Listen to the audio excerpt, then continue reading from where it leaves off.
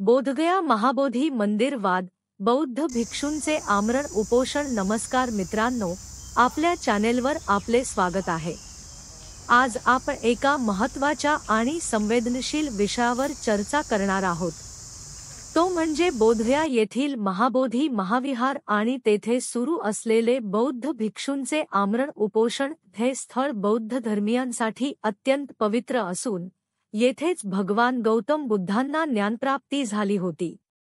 पण सध्या या पवित्र ठिकाणाच्या व्यवस्थापनावरून मोठा वाद निर्माण झाला आहे. बौद्ध भिक्षूंची मागणी आहे की महाबोधी मंदिराचे संपूर्ण नियंत्रण बौद्ध समुदायाला देण्यात यावे. सरकारकडून कोणतीही ठोस पावले उचलली जात नसल्याने बौद्ध भिक्षूंनी आता उपोषणाचा मार्ग अवलंबला आहे.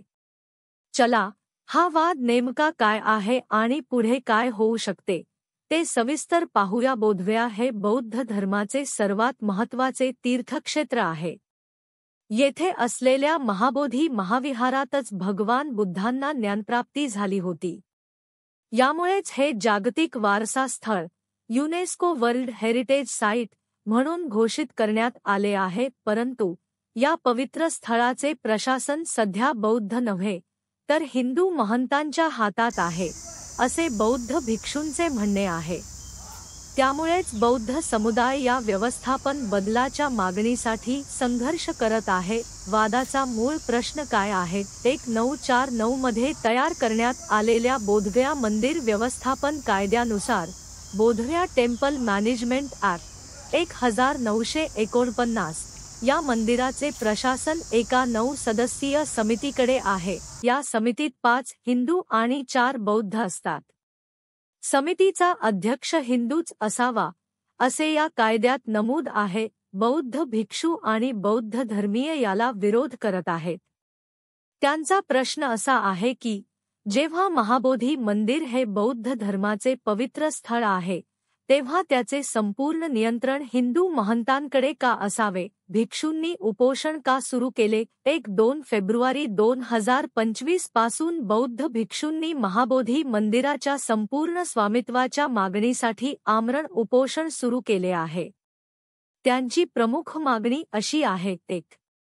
महाबोधी मंदिराचे संपूर्ण नियंत्रण बौद्ध भिक्षूंना देण्यात यावे.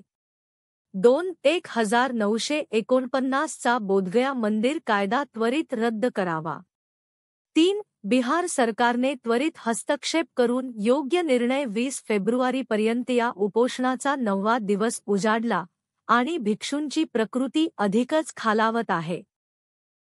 पण सरकारकडून अद्याप कोणतीही ठोस कारवाई झालेली नाही. आंतरराष्ट्रीय पाठिंबा. हा लढा आता केवळ भारतापुरता मर्यादित राहिलेला नाही. श्रीलंका, जपान, थायलंड आणि मंगोलिया या देशांतील बौद्ध संघटनांनी भारत सरकारकडे या वादात हस्तक्षेप करण्याची मागणी केली आहे. सोशल मीडियावर फ्री महाबोधी टेम्पल हा हॅशटॅग ट्रेंड करत आहे. 2 महिन्यांपूर्वी बोधगयामध्ये झालेल्या त्रिपिटक पठण सोहळ्यातही भिक्षूंनी हा मुद्दा उपस्थित केला होता. बिहार सरकार किंवा केंद्र सरकारकडून अद्याप कोणतीही ठोस प्रतिक्रिया आलेली नाही. बौद्ध भिक्षूंनी इशारा दिला आहे की जर सरकारने त्यांची मागणी मान्य केली नाही तर येणाऱ्या बिहार विधानसभा निवडणुकीत सरकारच्या विरोधात मतदान केले जाईल. जर सरकारने लवकरात लवकर योग्य तो निर्णय घेतला नाही तर हा संघर्ष अधिक तीव्र होऊ शकतो. इतर बौद्ध देश देखील या प्रकरणात हस्तक्षेप करू शकतात.